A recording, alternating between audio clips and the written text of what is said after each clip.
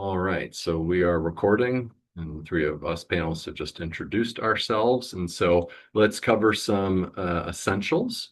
This is the 2025 Counseling Psych Q&A Zoom panel with myself as a professor and our two doc students who have experience doing terminal master's degrees. A quick plug, my website, drjosephhammer.com, has a host of resources for people exploring psychology graduate school.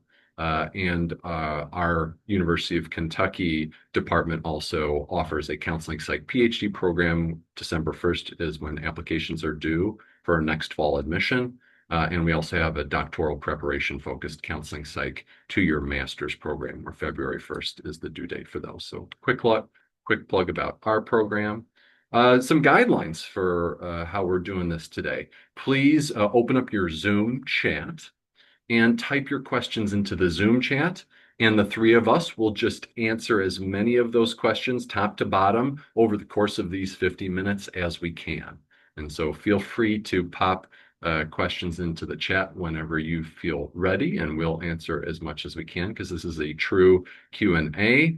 And I will say that if you have a question that's best asked verbally, you can type into the Zoom chat that you have a verbal question about, and then let us know the general topic of it, and then we may be able to call on you so you could verbally pose that question. But otherwise, our default is seeing the questions typed into the Zoom chat, which we will verbally respond to. And I will say that concise, factual questions work best for this Q&A. Super specific questions that you might have that might be very niche to you, but be kind of boring and not applicable to most of the people on this call. That's the sort of stuff that you could ask me about back channel. I'm happy to give you specific answers to specific questions. I don't mind doing that at all.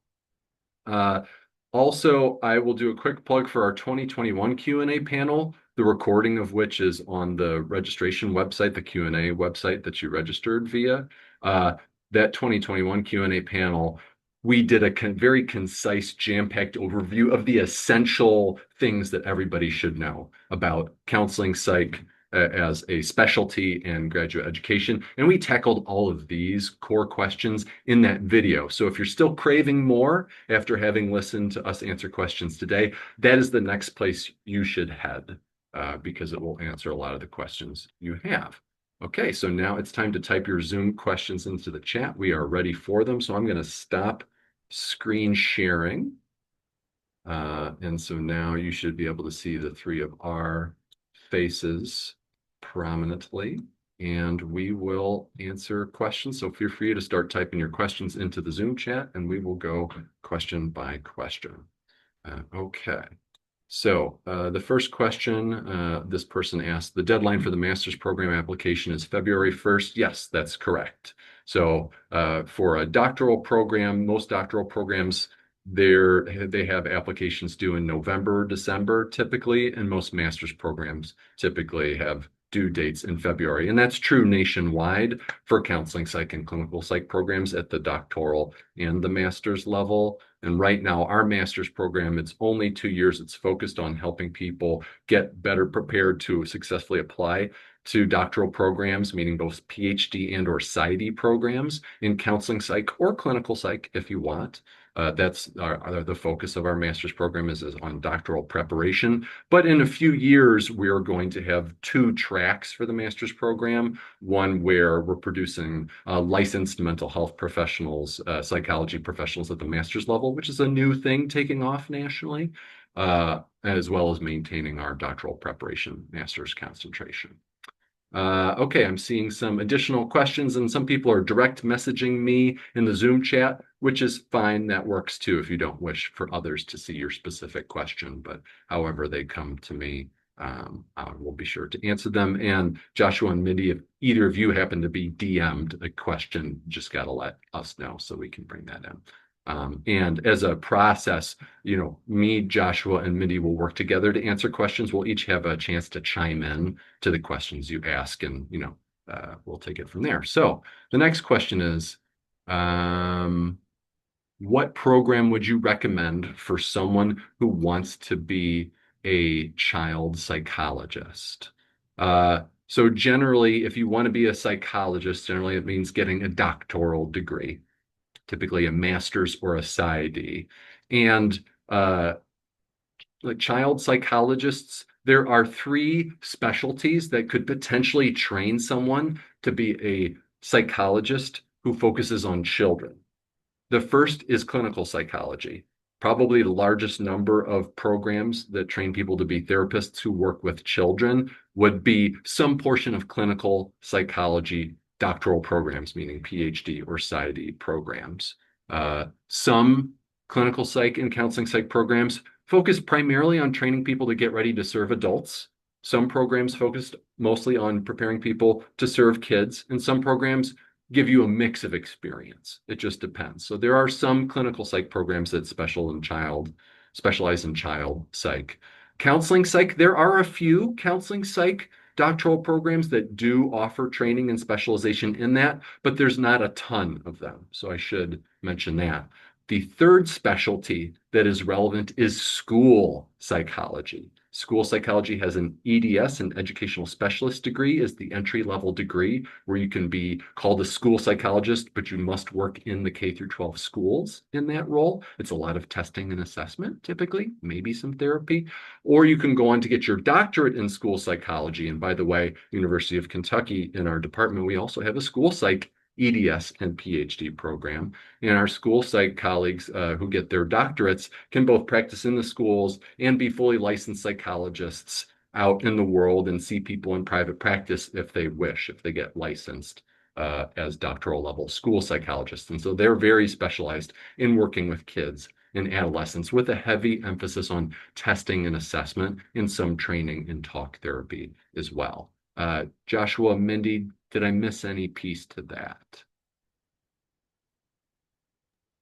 Not as far as I'm aware of. Okay, cool. We'll roll on. The questions are rolling in. And this person asks, what is counseling psychology? What is the difference between counseling psychology and clinical psychology? Would either of you like to take a crack at this before I add on? I can take a shot at this, and for both of you, feel free to chime in and add on anything if I just happen to forget. Um, So my interpretation for the simplest way to put it is the training model can sometimes look a little bit different, or in other words, the way we practice or approach mental health concerns a little bit different. For clinical psychology, usually you will learn a lot of concept based on using the biological framework, or we say the medical framework, to understand a presenting concern such as depression, right? So essentially, what are some of the neuroscience behind that? How's your body responding to it? In the field of counseling psychology, we take more of what we call a well-being, or sometimes the psycho-biosocial aspect of it, where yes, we still think about the biological basis of human behavior. And at the same time, we also want to take into consideration of what is going on in the person's life. What are some of the current stressors going on? So we take a more holistic view to meet with the individual client who's coming in and support them based on their. I would say that is the major difference in terms of thinking about how do you approach a client when they come in. For Dr. Hammer and Josh, feel free to chime in if there's any additional things you want to add on. Sure, I'll add one larger or will likely have more context. But I think one of the bigger takeaways is that counseling psychology wants to emphasize a social justice component in a way that clinical perhaps is not explicitly as direct about.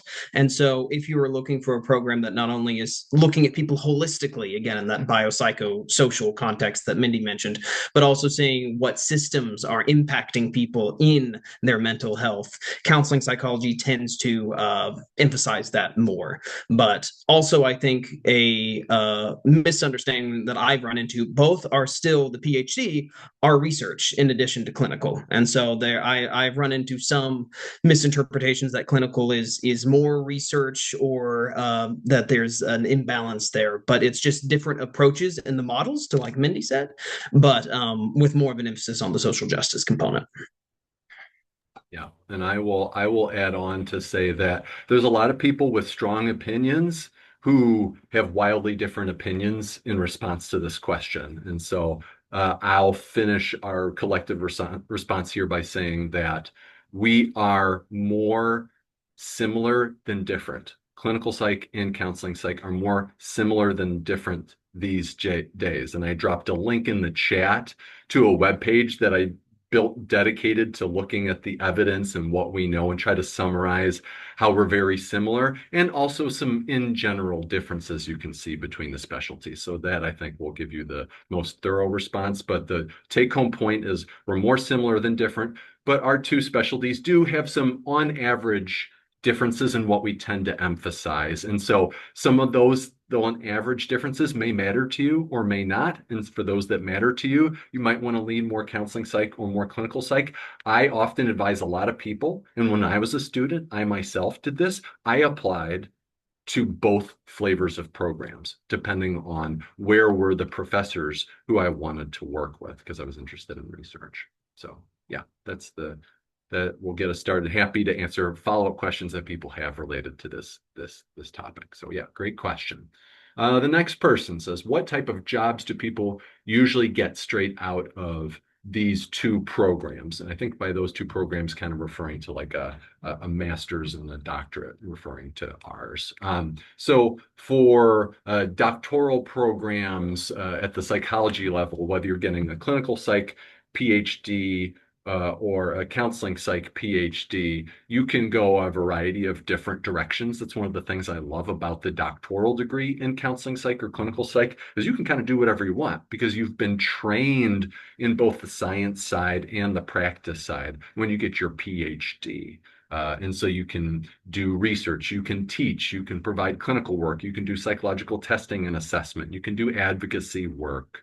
You can do a lot of stuff. We're well suited to leadership positions in health organizations, that sort of stuff. So the world is our oyster. If you get a PsyD, a PSYD instead of a PhD, that has a greater emphasis on practice with a tiny emphasis on consuming, but research, but not really learning to be scientists, social scientists. And so PsyD programs is another way to get a doctorate in counseling psych or clinical psych. With that sort of degree, you're much less likely to go into teaching or research, but you're very likely to go into practice in a variety of settings. Wherever mental health professionals are, you'll find psychologists there. As far as the master's level, for a terminal doctoral prep master's program like ours in its current form, we're helping people get ready to launch into doctoral programs, which are very hard to get into. PhD programs in particular in counseling and clinical psych, very hard to get into. The average percent chance of you getting into a single program is about 9% for any given PhD program in counseling or clinical psych, which is why we have a master's program to help people get a little extra preparation before becoming a competitive applicant for those. Now, there are some states where you can get a master's in clinical psych or counseling psych, and if you've taken certain courses, you can go to the counseling licensure board and plead with them to allow you to become a licensed clinical counselor. That works in some states. It does not work in other states. There's also a national movement to license psychology people with master's degrees, 3-year psychology master's degrees, to be able to become licensed psychological associates or psychological practitioners. The language differs from state to state.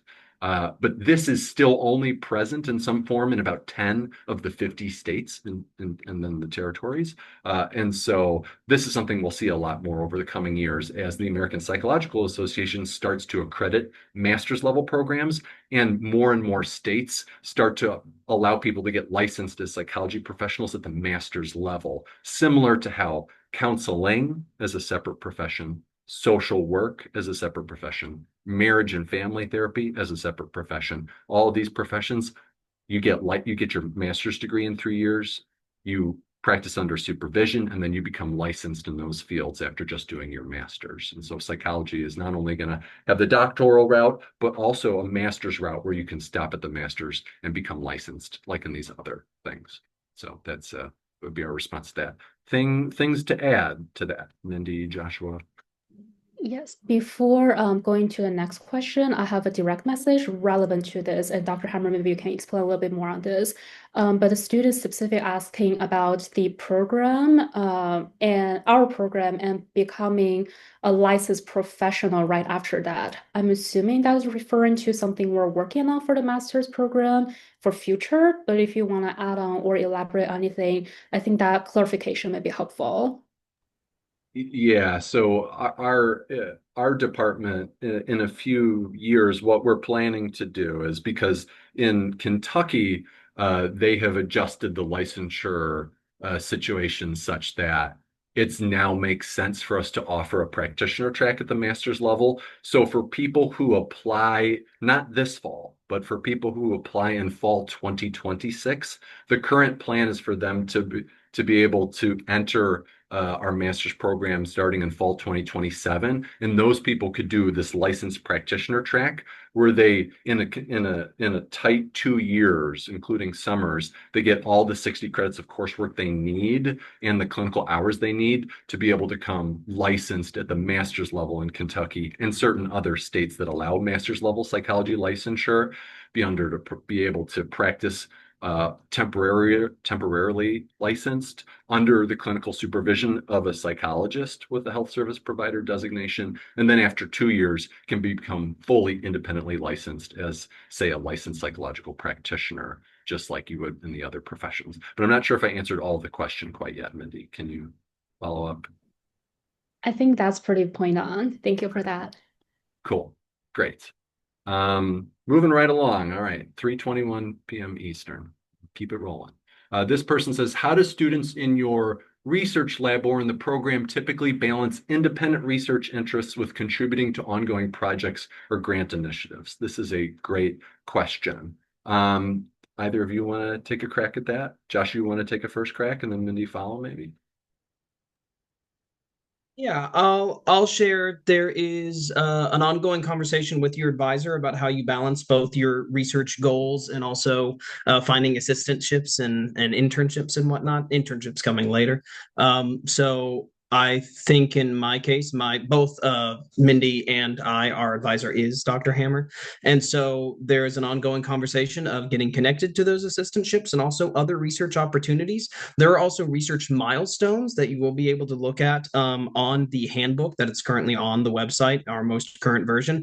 And so you can see what research milestones are expected along the way. But at least in my experience, and I imagine in Mindy's as well, it's a very collaborative experience of what research interests we want to do. Hammer Lab specifically tends to be like pretty adaptable. It one of the bigger emphasis is help seeking, but beyond that you really can kind of look at some of your own research interests as they relate. And so as far as I connect to assistantship to research and even connecting with grant work, it's if you want to advocate for I want to work on a particular skill or thing, at least in my experience at UK you were able to pursue that. So when you look at applications, when you look at things you're interested in, you can name those specific skills you're hoping to look at in your applications, whether that's grants, whether that's specific research interests. And those, they'll often have questions that will direct you towards answering those questions. There any pieces I'm missing there, Mindy? I think those are great points. Thank you, Josh. One piece I'll add on based on my personal experience, just to any of you interested in applying to Hammer Lab or who are interested in getting a flavor of what a potential doctoral level lab may look like. In Hammer Lab, there's a constant conversation for every single lab meeting. We say, does any doc student have anything they want to offer as like research opportunities for collaboration? So that is where if any of us saw an interest in collaborating with one of our peer or cohort, or in our lab, we also have master level student and also undergraduate level research assistant. There's a lot of opportunities for people to collaborate and just help out each other's project and see how we can contribute and collaborate with each other. Now, that is only one flavor of how the Hammer Lab can run. Depending on different labs or different programs you're applying to, that flavor can look drastically different. So this may be something I would encourage you if you got a chance to either speak with a current student in the program or if the program offers a Q&A, this can actually actually be a good questions to ask and get more clarification about what does the research vibe look like in your lab and how do I contribute or seek more opportunities for research programs. So that would be the only thing I want to hop in and add on. Yeah. Yeah, I upvote both of those perspectives and would say that it totally varies professor to professor. And you want to know, what does that professor expect? And sometimes that it's not explicit. And so you want to learn from current students, what is the implied or the hidden curriculum, so to speak, of what is expected in terms of how much do I get to like start my own projects and get support from the team and from the professor to carve out my own niche versus no, they really want me to just help them with their stuff basically the whole time, use their data sets for my dissertation, all of that stuff. It just really varies from person to person. So if you have a strong feeling about that, that's something you want to know. And I will say that any good professor, if they're bringing in a doc student, even if they really like to help that doc student take off and do projects and whatnot, a good professor is going to make sure there's scaffolding in place so that students who are coming in can get connected to ongoing projects to build the transferable skills of research, to get the self-efficacy and the knowledge you need to start increasingly taking the lead on your own stuff, right? You don't want to be stranded, expected to do something you're not yet qualified or trained to do. So I'll mention that too. All right, moving right along. Next question. Is the master's program offered online or is it only in-person hybrid only? So it depends program to program. For our doctoral and master's program, they're completely in person here in Lexington, Kentucky, United States of America. That's how we roll with these programs. But there are most doctoral programs across the country in clinical or counseling psych, they're always in person. The master's programs in counseling and clinical psych, you can see a mix, and that will be evolving over time. So that's what I would say about that. This person says, if I rather study psychology, not social work, would it be worth it to do a PsyD or just do the MSW when the end goal is therapy or private practice? And with the follow-up question of what's the difference between the PsyD and the PhD. So the key difference between PsyD and PhD is with PsyD, you learn all the clinical skills, and that includes talk therapy, counseling, that includes psychotherapy, psychological testing and assessment, and anything that's applied clinical work, you'll learn in a PsyD program. For a PhD program, you learn all of that, plus how to do psychological science. There's more of a balance of the science and the practice. And there are some different flavors of PhD, like a clinical scientist, which is very heavy research, versus a scientist practitioner, where there's some more of a balance between that. If you want to just do talk therapy or counseling, I'll tell you, most people who want to become a talk therapist or a counselor, they go into the profession of counseling, which is completely separate from the profession of psychology, including the clinical psych flavor and the counseling psych flavor. I know that counseling psych has the word counseling in it, and the profession of counseling has the word counseling in it. So it's very confused. People think that they're same. We're actually completely separate. So when you hear of like licensed professional clinical counselors, LPCCs, when you hear of counselors, those are master's level professionals. Most people who want to get licensed at the master's level and do talk therapy go become counselors, or they'll go to social work programs, but they'll take additional classes in clinical social work so they can become a licensed clinical social worker, an LCSW. And then there's also marriage and family therapy and pastoral counseling and some other areas. So there's lots of options, which unfortunately makes it hard to choose and is very confusing. But resources on my website help guide people in picking which of these specialties or professions are the best fit for them. Joshua, Sophia, anything to add? I just quickly threw into the chat that there is an online master's degree at UK for counselor education, but to Dr. Hammer's point, that's not a psychology degree, though there may be some overlap in those trainings. So I'm working with another practicum student that is pursuing that, and we're working the same prac side, but obviously different programs and different degrees. Yeah. So in this next question, do you need to have a master's degree in order to apply for the counseling psych PhD program at the University of Kentucky? This is a great question. To get into a PhD program, because they're real hard to get into, you need to have a good resume. You need to have a good, strong curriculum vitae. You can achieve that from just a bachelor's. Some people will have had the privilege and the opportunity and the favorable circumstances to have been able to get enough experience where they can go straight from completing their bachelor's into a PhD program. Some chunk of students, that's possible. For some other students, they need a bit more time to cook and develop and polish themselves and learn skills and all of that stuff. And so doing a terminal 2-year master's program or a 3-year master's program, if you want, can be a way that people who want to go into a counseling psychology PhD program, it's super great to do a counseling psych master's program, whether for 2 or 3 years. You can even go get a 3-year counseling master's degree or a 2 or 3-year clinical social work or social work degree as a first step, and then come hop on over to counseling psych. I will say for clinical psych, it's more normative that if you're not quite good enough with your resume to get into a clinical psych PhD program, it's less common to do a standalone master's as the next step. It's more common to volunteer in a research lab or do a post-bac experience, whether paid or unpaid, to build up that research side of your skill set. Usually that's the part of the CV that needs upgrading until after a few years and gap years, their resume is ready enough to get into a clinical psych PhD program. So the rules for clinical psych PhD versus counseling psych PhD can vary a little bit, but it's not required to have a master's degree to get into a counseling psych PhD program. The last thing I'll say is that each individual program varies in whether they will take straight out of bachelor's people or only out of master's people or a mix of both. University of Kentucky Counseling Psych PhD, we take a mix of both. Other programs, they tend to take one or the other. But I'd say most programs, it's a mix of that. Anything to add to this, y'all?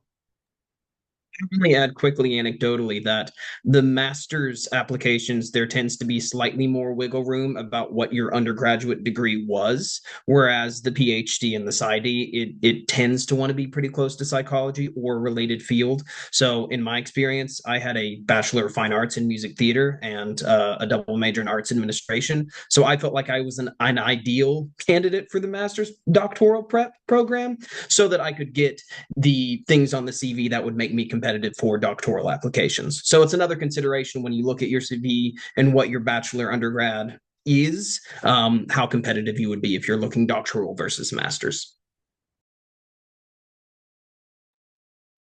This next person asks, how likely would it be for someone to get licensure after 2 years in the current counseling psych master's program? So I will say at this time, we only want people to apply to our 2-year counseling psych master's program if you want to, as your next step, apply and go on to a doctoral degree in counseling psych or clinical psych. That's what that's what any 2-year master's program is well situated for.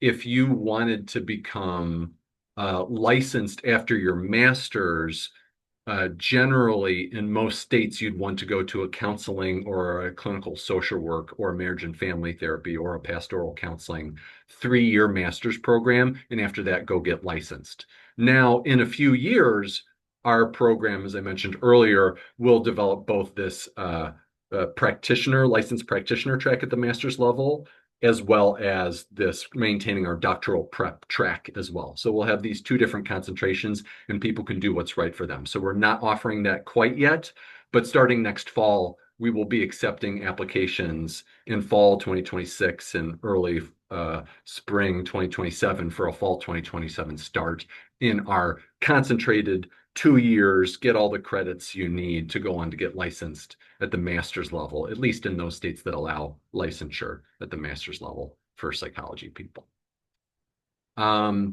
This person asks, can clinical psychologists still do counseling? Yes. Clinical psych, counseling psych, school psych, certain industrial organizational psychology people, if they get licensed, all of these specialties within psychology can provide talk therapy, i.e., counseling. Yeah. Um, could you describe how students are supported in developing both research and applied intervention competencies? And so this probably relates to like our master's and or doc program, or in reference to the counseling psych PhD program. Okay, how people are, and this, what I'm about to say will be true of any APA accredited counseling psych or clinical psych doctoral program, and how students are supported in developing both research and applied intervention competencies. I mean, heck, this would be a great one for the two of you to take the lead on. So how do you perceive, or how should students be supported to develop both of these things? Mindy, you want to start us off? Yeah, I can hop on first, and Josh, feel free to hop on and chime in anytime. What I'll begin to say first is one thing I found most helpful is actually being very proactive in communicating with my PhD advisor, in this case, Dr. Hammer, early on when I got into the program, and specifically talk about what are my aspirations in terms of research, and also what are some of the training opportunities in terms of like clinical work. And it's through those conversations where I get more picture and more information to make that informed decision of which track do I want to focus on. And I had another thought. It's probably gonna come back to me later. Yeah, I would say like talk to your advisor about this and also frequently check in with your advisor. Talk to current students once you get in the program because sometimes they may have more insights about their experiences, specifically in a particular clinical side. So talk to a current student, talk to advisor. I'm gonna sit here for a while if to see if that prior thought is coming back. But in the meantime, Josh, if you want to hop on and say anything, that would be helpful. Absolutely. Yeah, I'll add again, this should be generalizable to all programs, but you should have somewhat of a range of practicum experiences that will allow different opportunities to get supervised and to practice with different populations, but also be exposed to different theoretical orientations and clinical styles.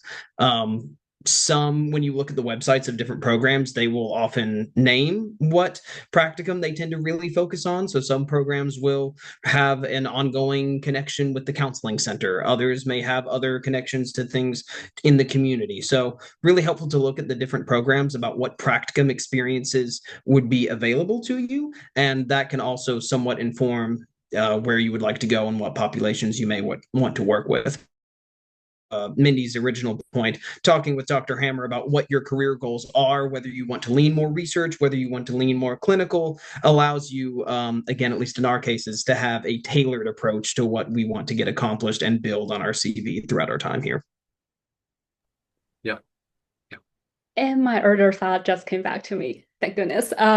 So I would say also the earlier you can figure out really what you want to do, or just have like even just a really broad sense of idea what you want to do in terms of research or kind of clinical track, that will also be very helpful. And I also want to enter the preface that this could be a general idea about what you want to do. It does not have to be carved in stone. I think when I came to the PhD program, I was having a very clear vision about this is exactly what I want to do. And then the more I get into like actually hands-on to that experience, some of those modalities may actually change along the way. So this is where also having active communication with the advisor about how your vision has changed and how we can better support the trajectory development later on will be very supportive. So that thought is coming back. So just want to add on. Yeah. Agree with those pieces. This person asks, is a lot of research always done within master's or PhD? So if it's a PhD, yes, research is being done over the course of that PhD. If it's a master's program, at minimum, in any master's level mental health profession, you'll usually have at least one class in stats and one class in research methods. But then, depending on what type of master's program, in what profession or specialty, you may have more than that. And so in a doctoral preparation master's degree like ours, we're very much focused on making sure that people build up those research skills also so that they're competitive for getting into doctoral programs. And so you'll see a heavier emphasis in terms of coursework and an encouragement to get plugged into research labs and do research within those spaces. And so there is variation. This person asks, what do students appreciate most about the community at U of K? I'll briefly say that I like the people. We're all here because we're passionate about serving our communities and making sure that people have access to opportunity and that mental health is as evenly distributed across all human beings as possible. And I'll pass it to my students for next. I can hop up first.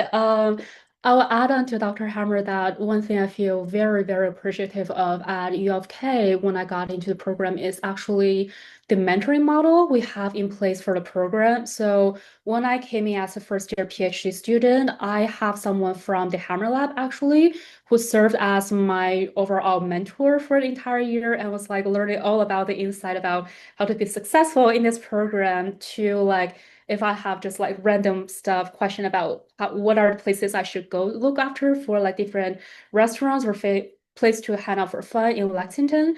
The mentor has been helpful for me in like a wide range of questions.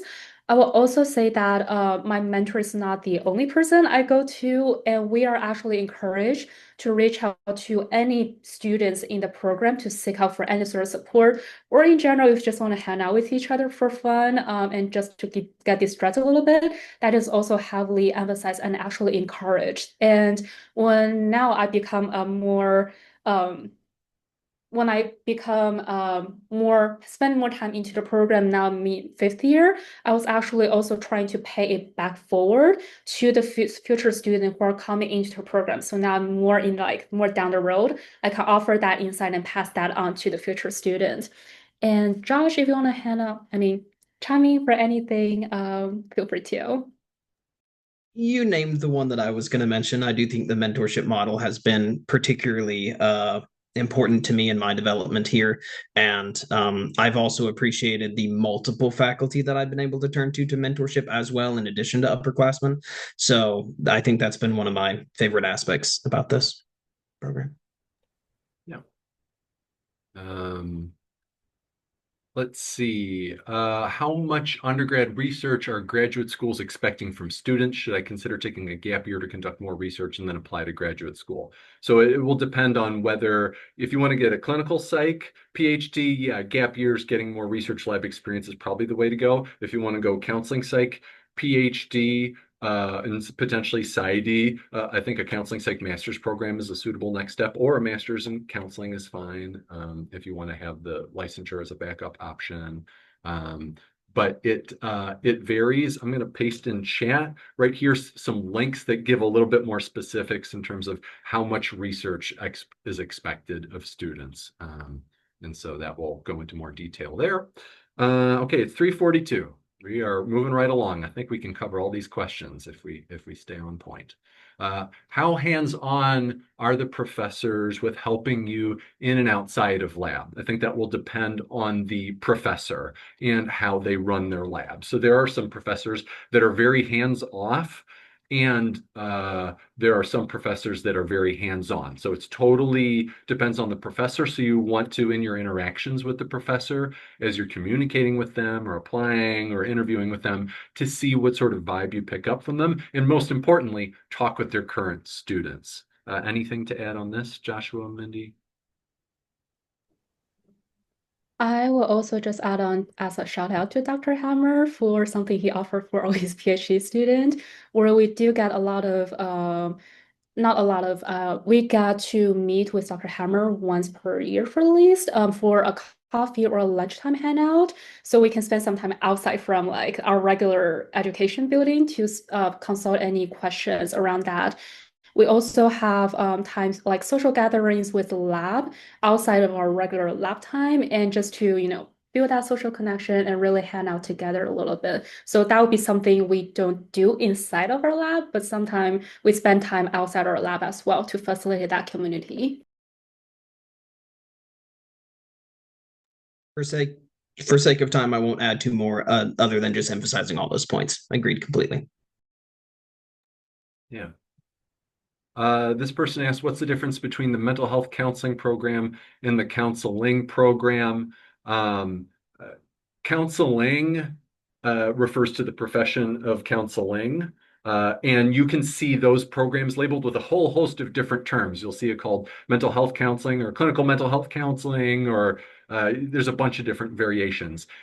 The way that you know that it's a psychology program is if the word psychology is in there. So if it's specifically counseling is the first word and then psychology is the second word, then you know it's counseling psychology, which is one of many specialties within the profession of psychology.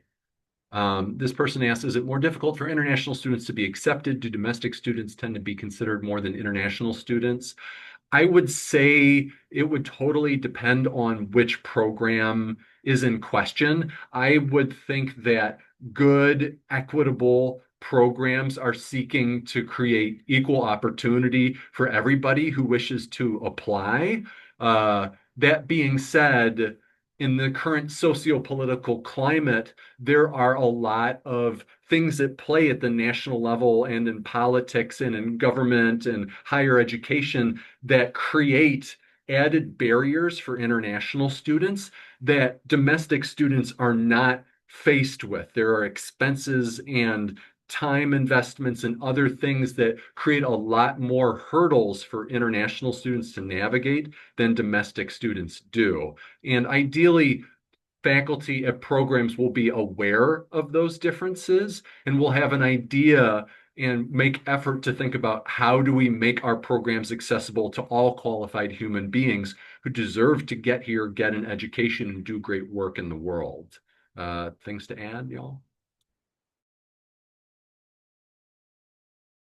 I Okay. think that's pretty spot on. And I would just add on to, I guess, name and validate the mental energy it also taxes on with like the current environment on international student and the prospect challenges to jump through all the loops, as well as just for generally how competitive the field is. I mean, by field, I mean the getting to a doctorate program or a master's program that is. So please practice self-care as you need to and reach out support when those are available. So yeah, just want to add on that. Yeah, nice. This person asks, is research favored generally for PhD applicants, or is research experience valued more favorably if aligned with the program applied for? So, the great question.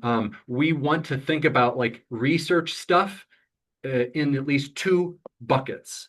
The first bucket is research skills and experience, the transferable skills of research, the how do I think of a study to do? How do I find the relevant literature to read? How do I conceptualize a study? How do I get institutional review board approval? How do I create a survey? How do I construct an interview protocol? How do I collect the data? How do I clean the data? How do I analyze the data? How do I write up the data? How do I present the data? All of these things, whether you're studying animal models or human beings or substance use or career exploration or whatever, you need all these skills of the research cycle, the cycle of research, in order to do research on any of these things as social scientists. And so you can study topic A or topic B or work with population C or population F, and you can develop these skills. So it's super important to get the experience wherever you can get it, and you're building those skills and experience, and people want to see you got some experience. You have a solid foundation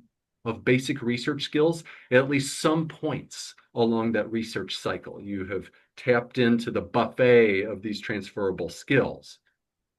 Beyond that, skills foundation and experience foundation is research topic or population interest area. It's what are you interested in? What do you want to study?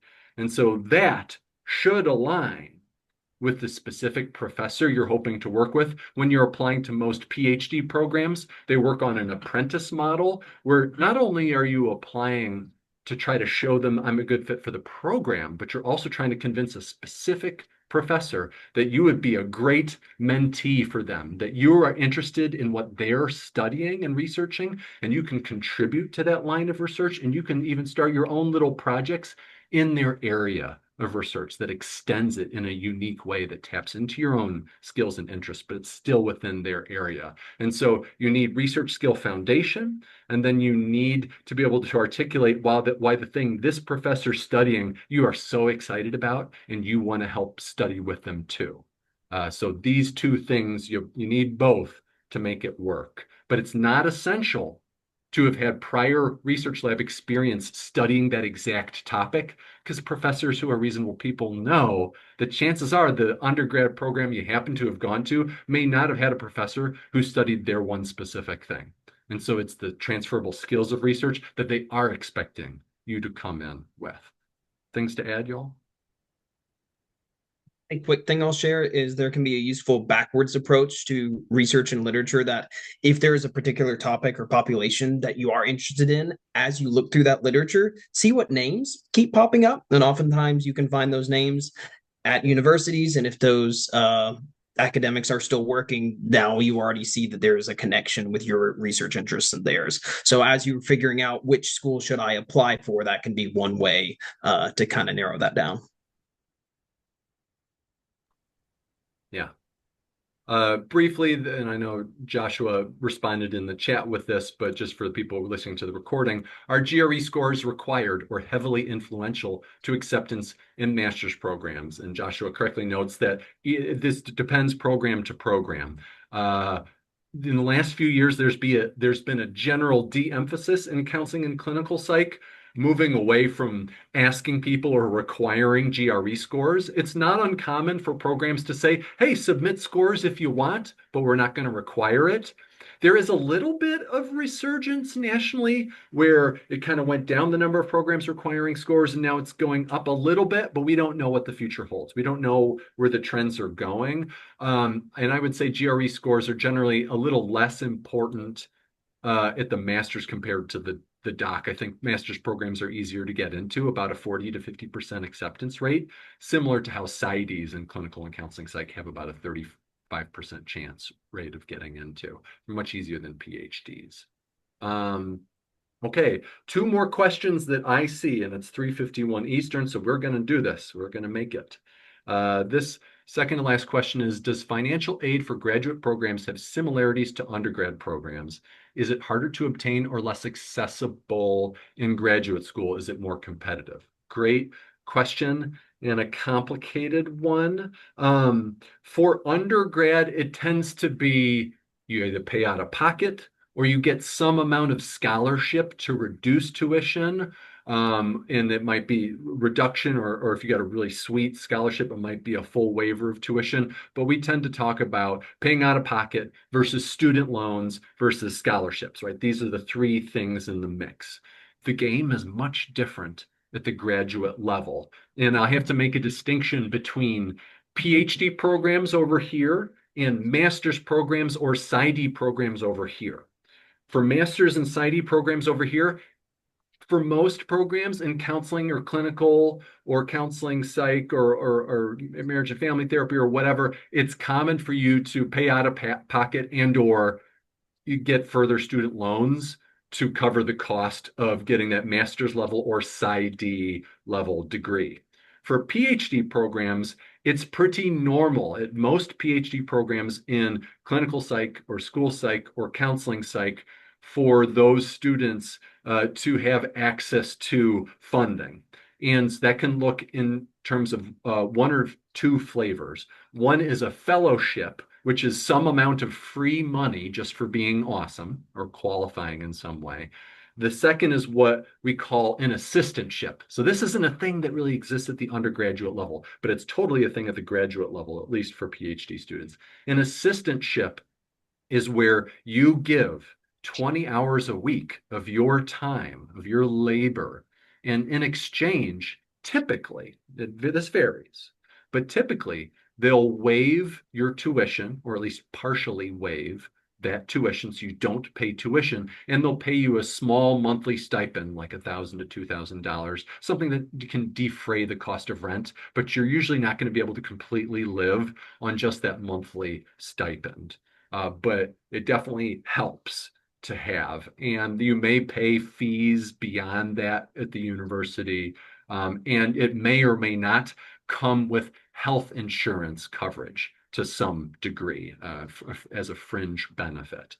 And so you give 20 hours a week of your time, waives your tuition, you get a small monthly stipend, and that makes PhDs a lot more financially viable to get. But of course, the issue is it's harder to get into a PhD program. It's a lot easier to get into a PsyD or a master's program. And so it's hard to have your cake and eat it too. But that is the landscape at the graduate level. Joshua, Mindy, things to add about the funding stuff.